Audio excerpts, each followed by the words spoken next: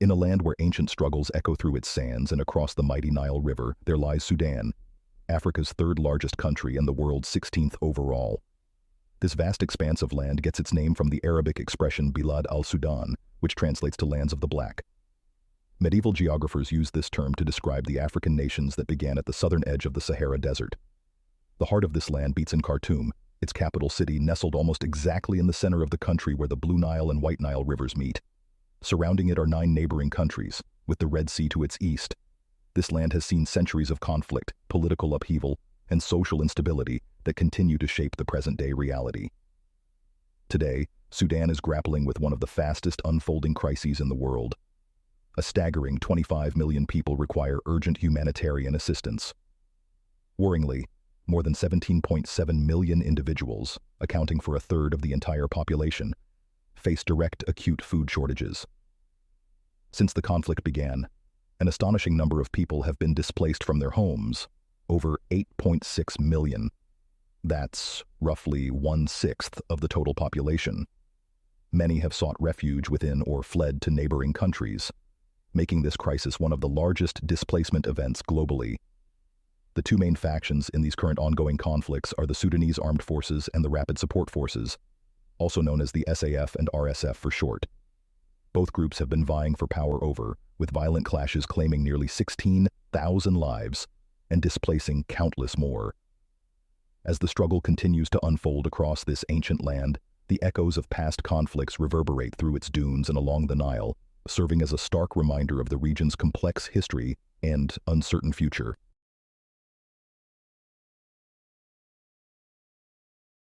The earliest inhabitants of this region can be traced back to peoples who lived near the area that would eventually become Khartoum during the Mesolithic period, which took place around 30,000 to 20,000 BCE. These early settlers were hunters and gatherers, and they maintained contact with their northern neighbors, the pre-dynastic civilizations in Egypt. But the arid uplands separating these regions discouraged large-scale settlements by the Egyptians. Towards the end of the 4th millennium BCE, kings from Egypt's first dynasty conquered Upper Nubia south of Aswan, introducing Egyptian cultural influence to the African peoples living along the riverbanks. However, subsequent military expeditions from Egypt, seeking people for enslavement or building materials for royal tombs, destroyed much of the early Egyptian Nubian culture that had emerged during these initial conquests.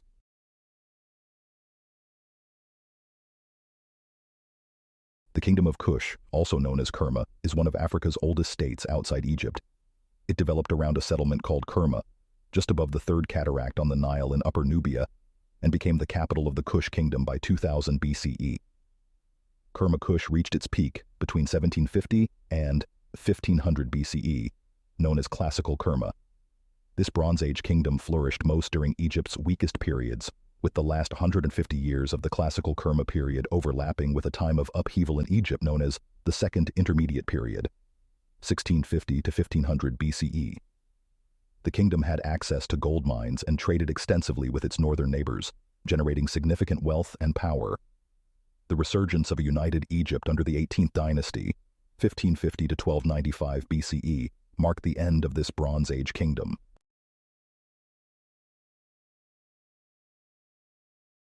The Christianization of Sudan began around the 1st century AD with the arrival of missionaries from various denominations. This process unfolded over several centuries, eventually leading to the establishment of 3 Christian kingdoms by the 6th century. These were known as Nobatia, Makuria, and Alodia. These kingdoms maintained their Christian faith even as Islam began to influence the rest of the region. Christianity has a long and rich history in the region, dating back to the early centuries of the Christian era. Ancient Nubia was reached by Coptic Christianity during the 1st century, which later incorporated elements of Greek Christianity, particularly during the Byzantine era. From the 7th century onwards, the Christian Nubian kingdoms faced threats from Islamic expansion but managed to survive until Alodia's fall in 1504.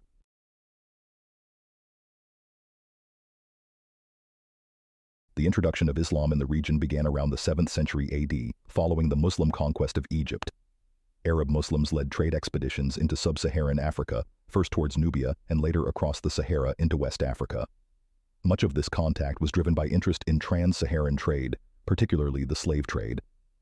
the expansion of Islamic influence was largely a gradual process. The Christian kingdoms of Nubia were among the first to experience Arab incursion starting in the 7th century. They held out through the Middle Ages until both the Kingdom of Makuria and Old Dongola collapsed in the early 14th century.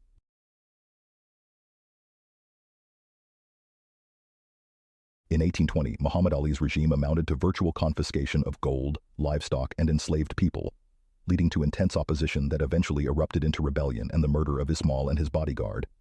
However, the rebels lacked leadership and coordination, thus giving an excuse for their brutal suppression.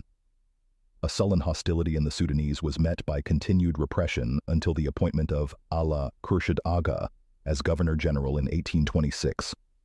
His administration marked a new era in Egyptian-Sudanese relations, with reduced taxes and consultations with respected leaders like Abdel Qadir Wad al-Zain. Letters of amnesty were granted to fugitives, and a more equitable system of taxation was implemented. The support of the powerful class of holy men and sheikhs for the administration was obtained by exempting them from taxation. But al-Khurshid was not content merely to restore to its previous condition. Under his initiative, trade routes were protected and expanded. Khartoum was developed as an administrative capital, and a host of agricultural and technical improvements were undertaken. When he retired to Cairo in 1838, he left behind a prosperous and contented country. His successor, Ahmad Pasha Abu Widan, continued his policies with but few exceptions and made it his primary concern to root out official corruption. Abu Widan dealt ruthlessly with offenders or those who sought to thwart his schemes to reorganize taxation. He was particularly fond of the army, which benefited from regular pay and tolerable conditions in exchange for bearing the brunt of the expansion and consolidation of Egyptian administration.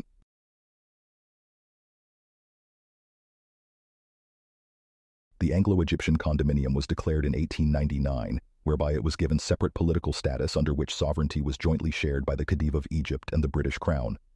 The military and civil government of the region was invested in a governor-general, appointed by the Khedive of Egypt, but nominated by the British government.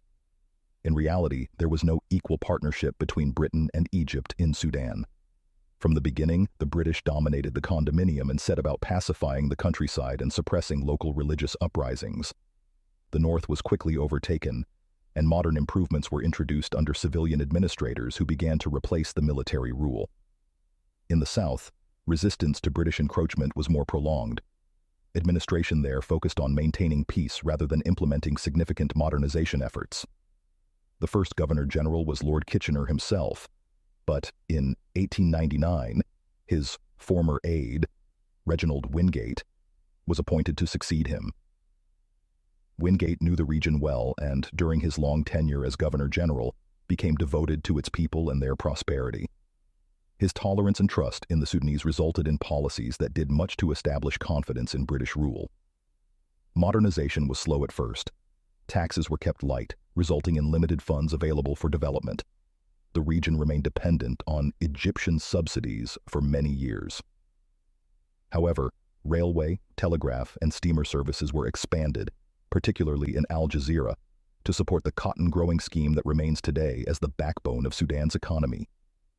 Technical and primary schools were established, including the Gordon Memorial College, which opened in 1902 and contributed to producing a Western-educated elite drawn away from traditional political and social frameworks.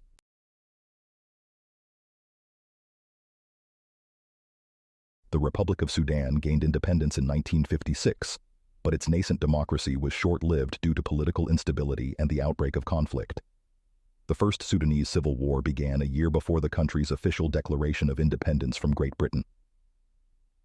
The main combatants were the central government and the Southern Sudan Liberation Movement, known as the SSLM.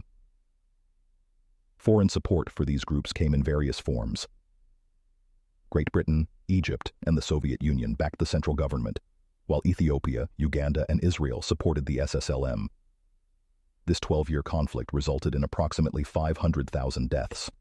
The roots of this war can be traced back to an agreement between the United Kingdom and Egypt in 1953 that the lands would become independent by 1956. In August, tensions escalated when the Equatoria Corps, a group primarily of British colonial soldiers from the south, attempted to disperse protesters in the city of Torit.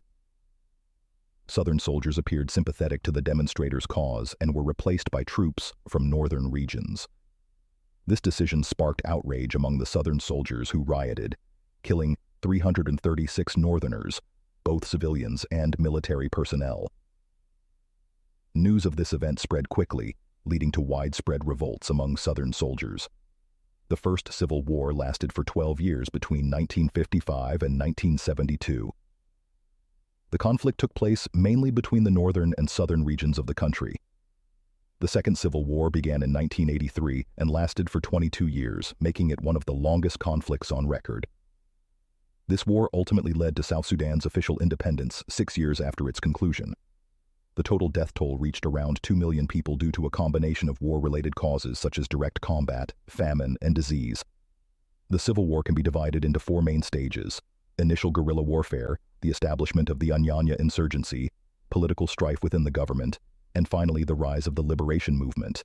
The origins of the conflict in Darfur can be traced back to early 2003, when local peoples from the region rebelled against the country's Arab leadership, demanding improved infrastructure, a fair share of oil wealth, and power sharing within the government. In response, the central government deployed its forces to suppress the rebellion. The government also equipped and supported local Arab militias, known as Janjaweed, in their fight against rebels in Darfur. Now the problem is, these militias targeted rebel groups, but also terrorized the civilian population, hindering international aid organizations from delivering essential food and medical supplies. Despite a ceasefire agreement in 2004 and the subsequent deployment of African Union troops by 2007, the conflict had caused widespread devastation, resulting in hundreds of thousands of deaths and over 2 million displaced individuals both internally and externally as they fled from violence. Finally, in April 2023, conflict erupted between the Sudanese armed forces and the Rapid Support Forces, leading to one of the fastest unfolding crises globally in recent times. This conflict has led to disastrous effects on the people, with unprecedented humanitarian needs arising as a result. The ongoing conflict has caused significant displacement, affecting over 8.6 million individuals, or approximately 16% of Sudan's total population. These displaced persons have sought refuge within and in neighboring countries, making this crisis one of the largest in the world regarding displacement numbers. Food security has become a major issue, with more than 17.7 million people, over 1/3 of the country's population, experiencing acute food insecurity. Of these, 4.9 million individuals are on the brink of acute famine. The situation is further exacerbated by the fact that only 10% of those suffering from emergency levels of hunger can receive assistance due to access constraints and ongoing fighting. The recent conflict between the SAF and RSF originated from disagreements over how the paramilitary forces should be integrated into the national army. As underlying tensions have been simmering for some time due to concerns about the RSF attempting to seize control of more economic assets in the country, particularly its gold mines. All this due to the power vacuum that formed after dictator Omar al-Bashir's brutal 30 years rule came to an end with his arrest and imprisonment by the armed forces. This, however, is a story for another day, as his rule is one of the more sadistic in our modern era. The foreign involvement in the conflict has added another layer of complexity to the situation. Countries such as Russia, the United States, Egypt, Saudi Arabia, the UAE, Israel, and even Ukraine have played a key role in exacerbating the ongoing crisis. These countries have cultivated ties with the warring generals in the lead-up to the current fighting, fueling and prolonging the war, as regional powers compete for influence amid the uncertainty. It's clear that the situation is not just a domestic issue, but one that has significant international dimensions and implications.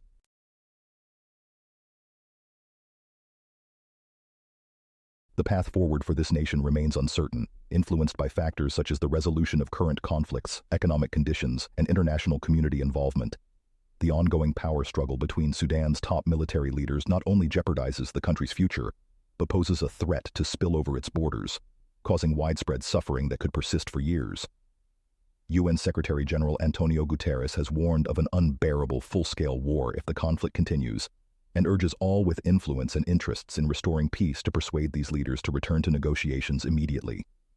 Thousands of people still flee daily, with the United Nations reporting that the situation appears to be ongoing, without any sign of improvement.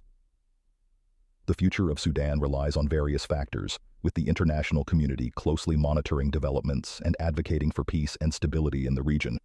Stability attempted in this video, right over here,